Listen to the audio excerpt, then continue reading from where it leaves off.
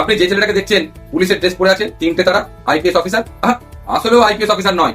আসলে ওর নাম হচ্ছে মিথিলেশ কুমার, বাড়ি হচ্ছে বিহারের জামুই জেলায়। ছেলেটা কিছুদিন আগে, মাসখানেক আগে, ও খেরা থানা অন্তর্গত একটি ঝর্ণার ধারে স্নান করতে যায়। সেখানে ওর সাথে সাক্ষাৎ হয় মনোজ সিং নামক এক ব্যক্তি। মনোজ সিং ওকে জানায়, মিথিলেশকে জানায় যে তুমি 2 লাখ দাও আর পুলিশ আমি তোমাকে বানিয়ে দিচ্ছি। মিথিলেশ কি করেছে, ওর মামার কাছ থেকে 2 লাখ টাকা নিয়েছে এবং মনোজ সিংকে দিয়েছে। মনোজ সিং ওকে এই যে আইপিএস এর ড্রেসটা পরে আছে দেখছেন, এই ড্রেসটা আর এই বন্দুকটা দিয়ে দিয়েছে। বন্দুকটা আসলে অরিজিনাল নয়, বন্দুকটা হচ্ছে একটি খেলনা বন্দুক ম্যাটিস।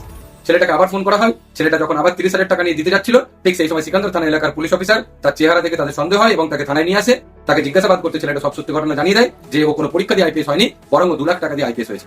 এই ঘটনা দেখে আমার একটা কথা মনে পড়ে, আইয়ে না হামারা বিহার মে আইপিএস বানা দেঙ্গে 2,30,000 মে।